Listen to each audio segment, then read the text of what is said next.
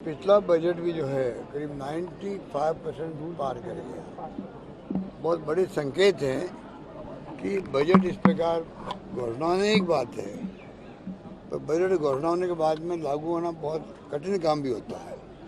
वो काम भी हुआ है और मैं समझता हूँ कि इस बजट में भी लोगों को उत्साह है और अच्छा पब्लिक भी उत्साह है। अभी जो मुझे मिले भीड़ के अंदर लोग, वो तमाम लोग बजट की तारीफ कर रहे हैं।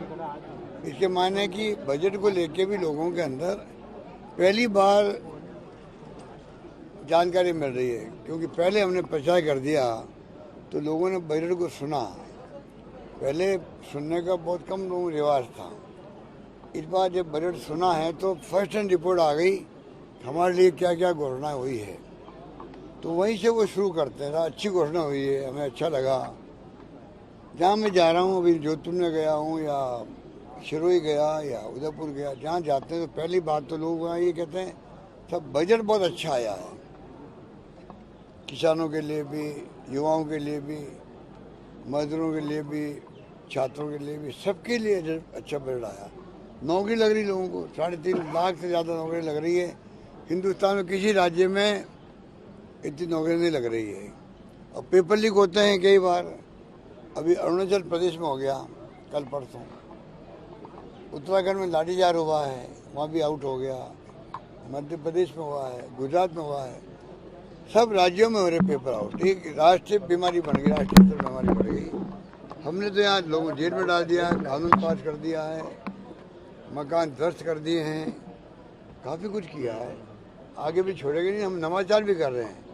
अच्छा रास्ता क्या निकले जिससे कि बीमारी, जब इतनी बड़ी नौकरी लगा रहे हैं तो ये बीमारी जो आई है पेपर लीक की, बड़े बड़े माफिया इसमें रहे हैं, उनको हम छोड़ेंगे नहीं, उन तक जाएंगे, पहुंचेंगे और जेल के शिकंजों बंद करवाएंगे। सर, एक हरदीप पुरी ने कहा है कि राज्य की हिस्सेदारी हमारी बकाया 2,500 करोड़ नहीं चुकाए तो हम 26 से 16% कर देंगे रिफाइनरी में। कल उन्होंने बयान दिया है वहाँ पर विजिट करके, हिस्सेदारी हम 26 से रिफाइनरी वाला मामला राज्य की हिस्सेदारी। ये जब चुनाव आ रहे हैं ना, तब वो बोलने के लिए आगे आए होंगे। इनको पूछो आपने 5 साल डिले क्यों किया। 5 साल डिले किया तो 40,000 करोड़ का प्रोजेक्ट जो है वो 70,000 करोड़ का हो गया है। उनमें अगर साथ है तो पहले तो वो डिक्लेयर खुद करे ऑफिशियली।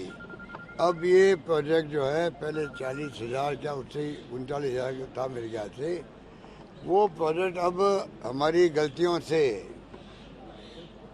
जो बीजेपी ने डिले किया इसको, उसके कारण से अभी 70,000 करोड़ खर्च होंगे और वो ऐसा ही मांग रहे होंगे। इतनी बात कर रहे हैं वो। गलती किसकी है? उसके बावजूद भी कंपनी बनी हुई है। कंपनी बनी हुई, मैं बात करूँगा कंपनी वालों से कि क्या उनकी अप्रोच है। मुझे अभी अचानक आपने क्वेश्चन पूछा, मुझे मालूम नहीं है, मैं मालूम कर लूँगा। तो रिफाइनरी तो बन के रहेगी और पेट्रोकेमिकल कॉम्प्लेक्स साथ में, हज़ारों नौजवानों को लाभ मिलेगा, इंडस्ट्री लगेगी। पर सरकार बदलने का नुकसान देख लीजिए। आप खुद कह रहे हो कि वो क्या क्या बातें बोल रहे हैं। अगर सरकार नहीं बदलती तो अभी तो रिफाइनरी पूरी हो जाती, पेट्रोकेमिकल कॉम्प्लेक्स पूरा हो जाता, प्लास्टिक आधारित उत्पादन शुरू हो जाता, कितनी लाखों हजारों लोगों को फायदा मिलता। सरकार बदलने का नुकसान ही होता है और ये लोग सरकार बदलते ही काम बंद कर देते हैं। हमने इनका ERC भी बंद नहीं कर रहे हैं। वसुंधरा राजे के वक्त में जो काम शुरू हुआ है हम उनको आगे बढ़ा रहे हैं। कोई काम हो, किसी क्षेत्र में हो, ये हमारी अप्रोच है। इनकी अप्रोच उल्टी है, इसलिए मैं बार बार कहता हूँ इस बार जनता को चाहिए सरकार वहाँ पर रिपीट करे। जिससे कि जो योजना में लेके आया हूँ इस बार, वो योजना और मजबूत हो सके आगे आने वाले वक्त के अंदर। और मैं दावे के साथ कह सकता हूँ अब जो हमारी योजना आई है उसका आधार बना के ही हर पॉलिटिकल पार्टी, आप देखना हर राज्य के अंदर अपने जो मैनिफेस्टो बनाएगी उसमें हमारी योजना जो है उसको वो अंदर डालेगी उसके अंदर, ये मैं कह सकता हूँ। आपने कल की सभा में ये भी कहा कि आपके हटने का मतलब है कि चिरंजीवी योजना का जाना, OPS को नुकसान होना, क्या ये चीज़ें जनता को अपील कर रही हैं? ये तो आप लोग अपील करवाओ जनता को, मुझे क्यों कह रहे हो? मेरा हटना नहीं मैंने कहा है, हमारी सरकार का मैंने कहा है। व्यक्ति तो बदलते रहते हैं, मेरी सरकार बोले कांग्रेस सरकार अगर रिपीट होगी योजना मजबूत होगी, ये मैं कह सकता हूँ। और जनता को मेरे मर्म को समझना चाहिए, मैं क्या बोल रहा हूँ, मेरी भावनाओं को जनता के अंतिम व्यक्ति तक पहुँचाए लोग, आप लोग मीडिया वाले पहुँचाओ, ये मेरा मानना है। कर्मचारियों में एक डर और आशंका सरकार है मुझे कि- लानी है इस बार, सुन लीजिए आप, मैं चाहता हूँ कि प्रथम सेवक के रूप में मैं काम कर रहा हूँ। इतनी शानदार योजना है तो इतिहास में कभी नहीं आई होगी। अब गाय मर गई है, भारत सरकार पहले दे, हम कहते हम देंगे 40,000 रुपये प्रति गाय जो लंबी मर गई है। आगे बीमा कर दिया दुधारू पशुओं का, दुधारू पशु के लिए 40,000 रुपये बीमा कर दिया प्रति गाय, 2 गायों तक। ऐसी सोच कहीं है देश के राज्यों में? इस कदर हम लोग स्वास्थ्य के लिए भी, कोचिंग के लिए भी, बिजली के हमने 100 यूनिट खत्म कर दिए, माफ़ कर दिए हैं। जीरो बिल आएगा 1 करोड़ लोगों को आएगा। 2000 यूनिट कम कर दी, लगभग 15 हॉर्स पावर की मशीन, 15 हॉर्स पावर का जो पंप लगेगा लगभग, उसका माफ़ होगा बिल। कम बात है क्या?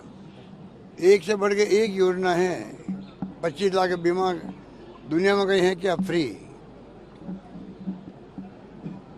डेमोक्रेसी की अंदर यही खासियत है कि आप सरकार आपके लिए क्या कर सकते हैं। अभी महंगाई की मार बहुत भयंकर है, तो महंगाई के हिसाब से हम लोग कैंप लगाना चाहते हैं। कैंप में राहत मिले, प्रश्न गाँव के संग जो बच गए कहाँ वो भी हो जाए। जितनी स्कीमें हैं, पब्लिक का पैसा यूज भी तो हो। अगर मोबाइल फ़ोन देंगे तो मोबाइल जिसको देंगे उसके काम आवे। गैस सिलेंडर देंगे 500 रुपये में, अब 500 रुपये गैस सिलेंडर देंगे तो वो जो जिस परिवार को देंगे उसी के काम आवे, तब तो हमारी योजनाओं का लाभ है। और उसको कोई गुमराह करके खरीद ले वो दूसरा आदमी, क्या फ़ायदा। बाकायदा हम कैंप लगा के उनसे हम लोग सबसे पत्र लेंगे कि भाई हमारे चाहिए गैस सिलेंडर चाहिए, हमें 100 यूनिट में हम आना चाहते हैं। मैंने बात की अभी, आप स्कीम बनाओ जिससे कि हमारी योजनाओं का लाभ जिसके लिए हमने घोषणा करी है उन तक पहुँचे, उसको लाभ मिले। सर इलेक्शन ईयर है, पहले मोदी 2 दौरे काट चुके हैं यहाँ पे, फिर निर्मला सीतारमण आपके ओपीएस पे सवाल खड़ी कर रही है, फिर हरदीप पुरी आ रहे हैं वो रिफाइनरी पे सवाल। तो सीधा अटैक क्या अटैक अशोक ये यही चलता रहेगा इनका। इनके पास और कोई काम तो करने को है नहीं। इनके पास चुनाव जीतने का कैसे टिकट में लगा है। अब आप बताओ, हैदराबाद में नगर निगम चुनाव में चले गए अमित शाह जी, रोड शो कर रहे हैं, और प्रधानमंत्री भी जा रहे हैं उस जिले के अंदर। रोड शो में तो नहीं गए प्रधानमंत्री मोदी जी, पिछले नगर निगम चुनाव हैदराबाद में हो रहे हैं।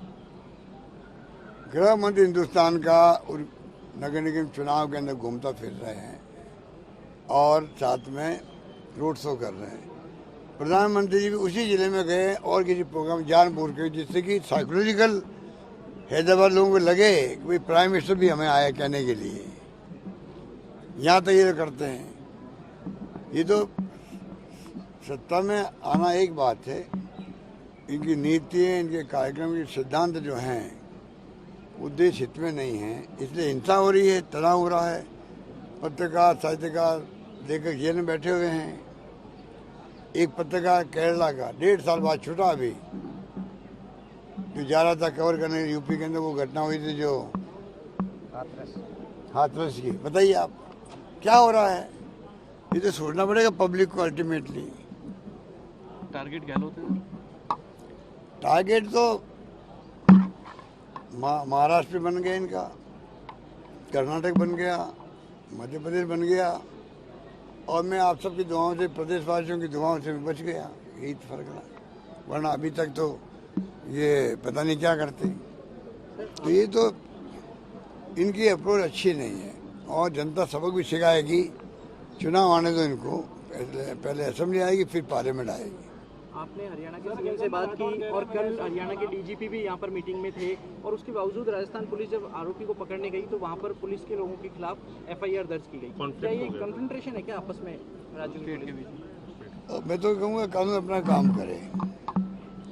तफ्तीश अगर उन्होंने एफ आई आर कर ली वापस क्लोज भी रहेगी। हमारे यहाँ कंप्लीट किया हुआ है एफ आई आर को, तो मैं ज़्यादा इन बातों में नहीं पढ़ता हूँ।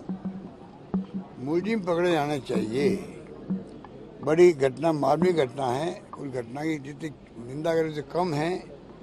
और ये जो लफंडर टाइप लोग हैं जो बजरंग दल के नाम से, विश्व हिंदू परिषद के नाम से काम करते हैं, ये बेईमान लोग हैं, असामाजिक तत्व। प्रधानमंत्री खुद ने कहा ये एंटी सोशल एलिमेंट है। एक बार बोल गए वो 4 साल पहले, अगर बार बार बोलते तो अभी नौबत ही नहीं आती। तो ये तो मैं समझता हूँ कि जो पार्टी भारतीय जनता पार्टी है, उनको मालूम पड़े उनका ग्राफ ही नीचे आ रहा, समझ गए लोग। ये वित्त सचिव और वित्त मंत्री जब आए 2 दिन पहले तो वो कह के गए कि ओपीएस का पैसा राज्यों को नहीं दिया जा सकता। अरे वो तो हमने पहले कह दिया ना, हमारे हिस्से का पैसा नहीं देंगे तो हम कोर्ट में जाएंगे, सुप्रीम कोर्ट जाएंगे, मैंने पहले कह दिया। और वो जवाब नहीं दे पाई ओपीएस के बारे में।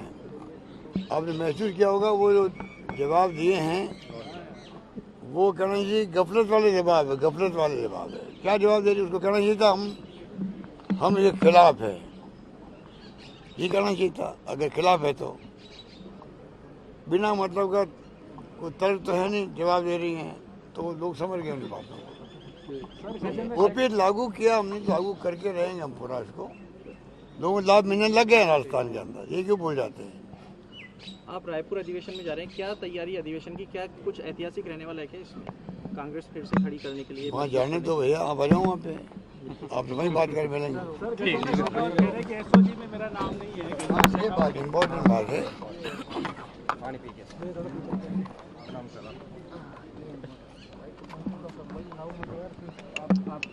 माननीय केंद्रीय मंत्री श्रीमान गजेंद्र सिंह शेखावत साहब को मैं कहना चाहूँगा कि आप जो मुलजिम बने हैं, बाकी लोग जो जेलों बंद है, उन्हीं धाराओं में वही आपके आरोप हैं और आप उसी ढंग के मुलजिम हैं, अभियुक्त हैं।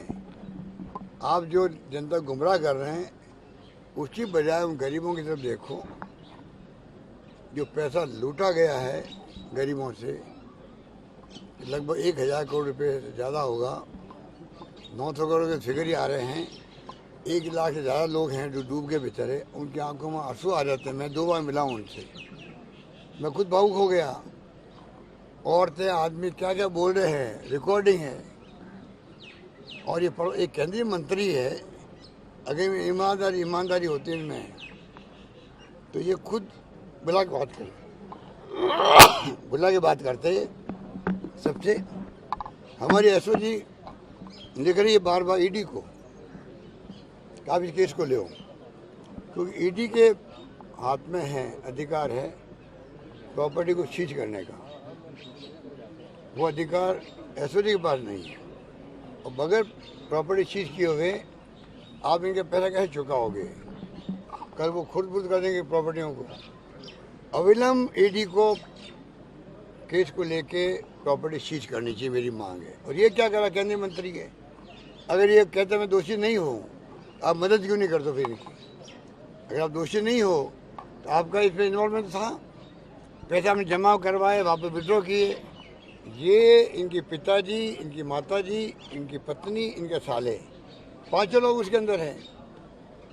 माताजी तो भगवान को प्यारी हो गई, ठीक है। ये तमाम कोई 30, 40, 50 मुलजिम है इसके अंदर, कई लोग जेल में बैठे हुए हैं। तो ये केंद्रीय मंत्री जिम्मेदारी है। और प्राइम मिनिस्टर को खुद को चाहिए कि ऐसे मंत्री को मंत्री बना रखा है जिसके ऊपर इतने भयंकर आरोप है, वो जांच कर ले। केंद्र सरकार जांच कर ले कि जो आरोप लगा रही पब्लिक, हम तो लगा नहीं रहे हैं, ऐसे ही तफ्तीश कर रही है। पर जो इतने भयंकर आरोप लगे हैं, लूटे लोगों को 2 करोड़, 1 करोड़, 50 लाख, 80 लाख। मैं आपको कहना चाहूँगा, मेरे पास जब आए थे 8 महीने पहले, 10 महीने पहले, तो मुझे 70 साल 80 साल के लोग थे। किसी का मेरा 8 लाख डूब गए, किसी का 5 लाख डूब गए। मैं उसकी रकम को बहुत ज़्यादा मानता था और मुझे बहुत दुख हो यार, 8 लाख चले गए, 10 लाख चले गए, 12 लाख चले गए। कल मेरे परसों जोधपुर में था तो जब कहा मेरे 1.5 करोड़ डूब गए मेरे, तो मेरी 3 बेटी शादी नहीं हो पा रही है, औरतें रोने लग गई वहाँ पे। मैंने कहा भाई लाखों का मामला होता तो मैं उद्योगपति से बात करता, सरकार कोई तरीका निकालता, मदद करता। लाखों करोड़ रुपए हैं, कौन क्या कर सकते। तो आपको केंद्र सरकार का जो ईडी है, जो छापे डाल रहा है सब जगह। अब हमारा अधिवेशन हो रहा है वहाँ रायपुर में और छापे डाल रहे हैं। इतनी तो शर्म आनी चाहिए थी कि राष्ट्रीय पार्टी का महाअधिवेशन है। कुछ तो डेमोक्रेसी में सीमाएं होती है आपस के अंदर। अगर उनका राष्ट्रीय महासचिव महाअधिवेशन हो बीजेपी का और वहाँ ऐसी हरकतें कोई करे तो कोई अच्छा लगेगा लोगों को। पूरे देश का कांग्रेस जो है, पूरी देश जनता आक्रोशित है। रायपुर में जो कुछ घटना हुई है छापे डालने की, वो दुखद है, निंदनीय है, निंदा करना चाहिए इसको। इनके हौसले बढ़ते जा रहे हैं और वो ईडी जोधपुर में नहीं आ रही है। वो ईडी जो बेचारे गरीब बर्बाद हो गए और अधिकांश 80% राजपूत है उसके अंदर।